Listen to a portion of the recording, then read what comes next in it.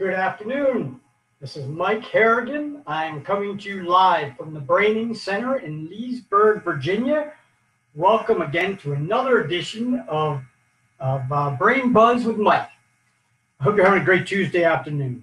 So today we have another topic that I happen to find very, very interesting and critical to everybody again, and kind of personal to me because it's something that affects my family pretty closely, okay? And today's discussion is going to be about diabetes and the connection between diabetes or high blood sugar, both, to dementia and Alzheimer's, okay? So that connection between diabetes and dementia.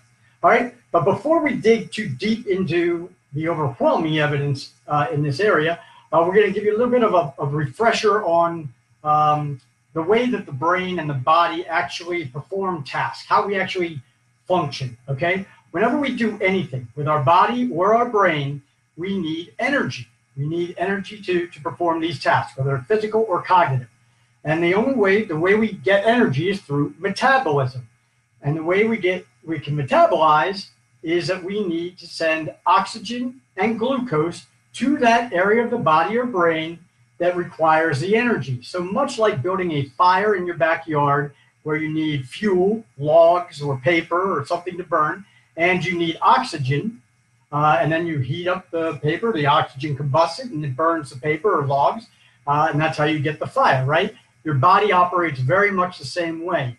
Anytime you want to do anything with your body or your brain, you need energy. That requires metabolism, and metabolism requires glucose, sugar, and oxygen, okay? So your brain is responsible for sending in real time oxygenated blood, oxygen, and glucose to that part of your body or brain that needs it so that it has the energy to do what it needs to do. So if you're lifting weights with your legs, your brain's going to send oxygenated blood and glucose down to your legs so you have the fuel and the oxygen to burn it so that you can do that. And then, it burns that fuel, that leaves debris, and your lymph system cleans that out in your body. You have cranial spinal fluid that clears that debris out in your head, very much like the ashes that are left over in a fire that gets cleared out by you so it doesn't build up, right? So that's a general understanding of how we're actually able to perform certain functions. But it goes even deeper than that. When we're doing something cognitively, the brain doesn't just send oxygenated blood and glucose to the brain in general, it actually sends it to specific regions of the brain. So if you're working on something that requires executive function skills, it's going to probably send more to that prefrontal cortex right up here, right? If you're doing something that requires more memory creation and those types of things, it might send more to the hippocampus. So depending on what function you're doing, what cognitive function you're doing, your brain's going to send the oxygenated blood and glucose to that region of your brain that needs it, okay? That's a very important fact to understand here. Now, one other important fact to understand here is that about your brain is that it weighs only 3 pounds. So although your brain is responsible actually for 20% of the oxygen usage by your body and is responsible for 20 to 25% of the metabolism of your total system, it really only weighs 3% or 2% of your total body weight.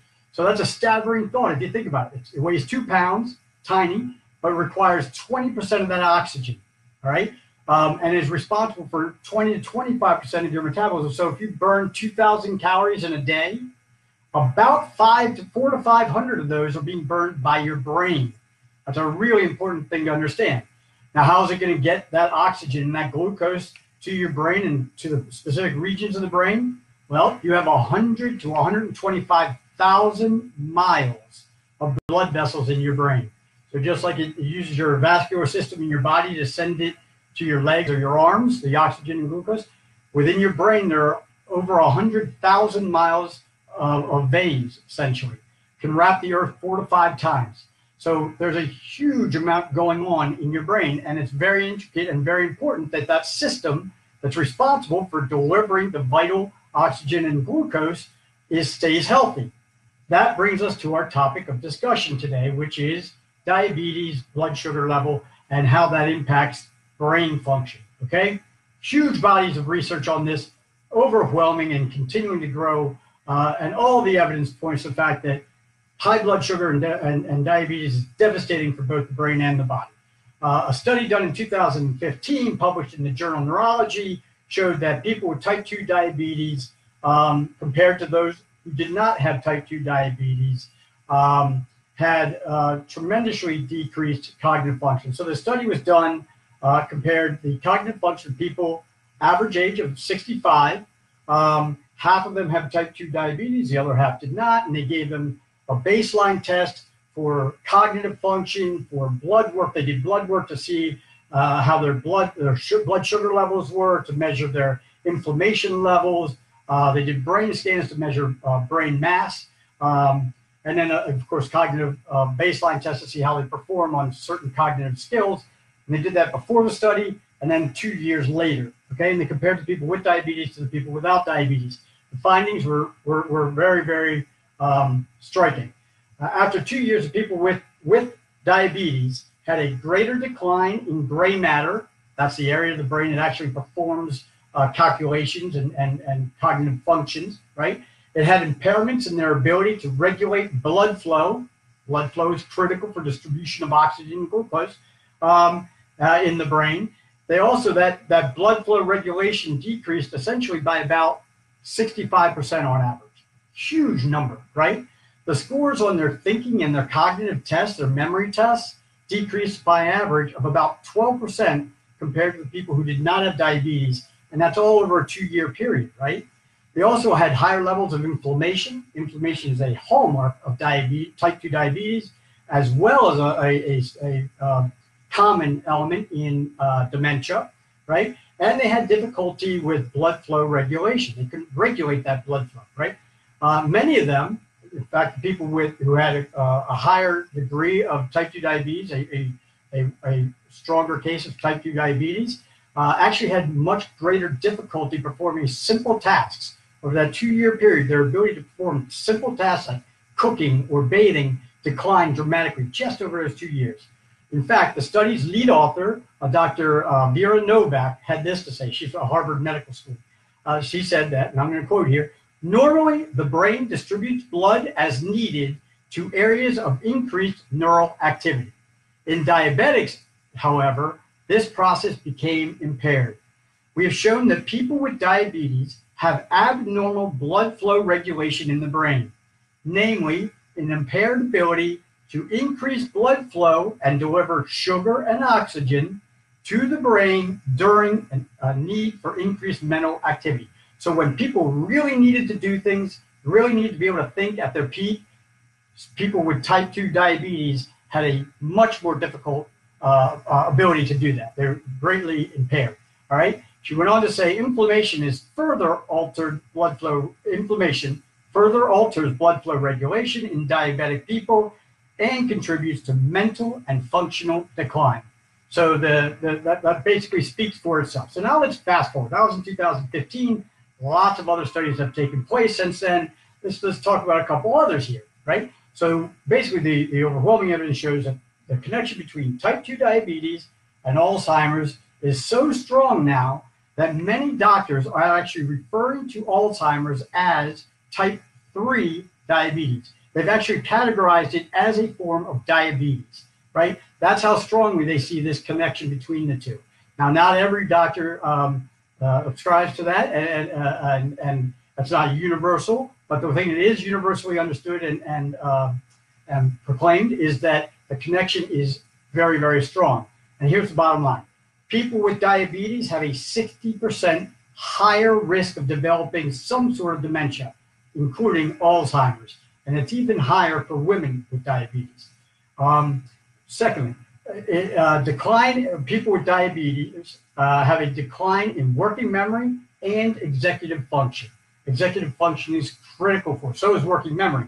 Executive function, though, is responsible for all of our planning, our organizing, our critical thinking, our flexible thinking, our creative thinking, right? Now, it's important to note that not everybody with type 2 diabetes is going to get Alzheimer's or some kind of dementia, and not everyone with dementia or Alzheimer's has type 2 diabetes. All we're saying is there's a huge correlation, and there is a connection between cause and effect between the two. All right.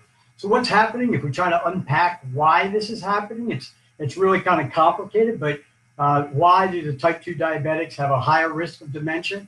Well, let's try. It's a kind of a ripple effect thing. So we'll talk about four things that are happening. So first of all, your higher blood sugar, which leads to diabetes, type 2 diabetes, right, causes inflammation in both the brain and the body. These two are connected, the brain and body, always connected, right? And that chronic inflammation is linked to amyloid plaque buildup. And we talked about this before. If you're not familiar, amyloid plaque is a hallmark of Alzheimer's. It's a buildup of proteins in your brain that kind of clogs everything up, right?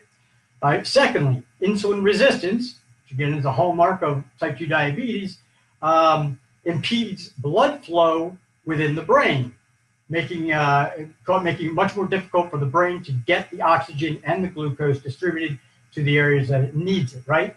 Thirdly, type 2 diabetes causes toxic protein buildup in the brain. It causes these toxic proteins to build up, and it actually impedes your brain's ability to wash those toxins away. Okay, and then the last thing is that it also impedes the formation of new connections many times. So that's how we learn. That's how we do things. When we create memories, we're creating connections between neurons, and it's been shown to impede our ability to create those new connections. All right, so now I'm just going to talk about one more study just to really drive this home. This study was published just this January, a few months ago, and they followed a little over 5,000 people, 5,189 to be exact, over a 10-year period. So it was a longitudinal study, right? And they found that people with high blood sugar, not even just diabetics, people with higher blood sugar had a faster rate of cognitive decline. So think about that. And that's even if they did not technically have diabetes. So they showed that there's a direct correlation between blood sugar level and your likelihood to get diabetes, or to have cognitive decline, dementia, right? And the higher your blood sugar level, the faster your cognitive decline was. Higher it went, the faster your cognitive decline. The higher your blood sugar, the faster your cognitive decline. And it didn't matter if you qualified, if you technically had diabetes. So if you're pre-diabetic, you need to think about this. If you're not even pre-diabetic yet, if it runs in your family, you need to think about this. If you have a bad diet, you need to think about this, okay? It's really, really important. So in other words, what they're saying is that the higher the blood sugar, the faster your cognitive decline, all right? So here's the takeaway.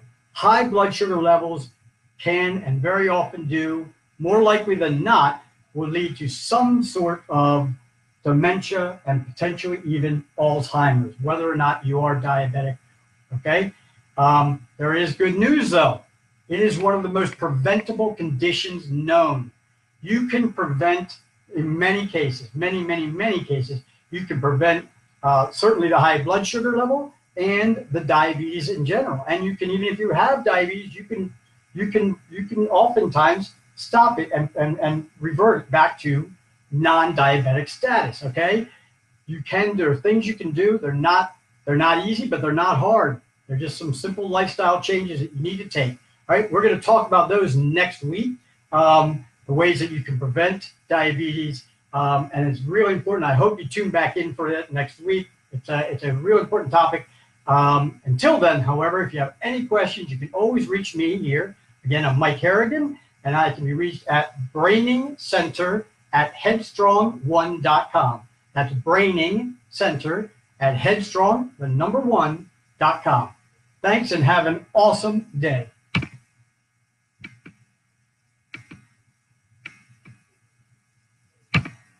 Trying to end this. There we go.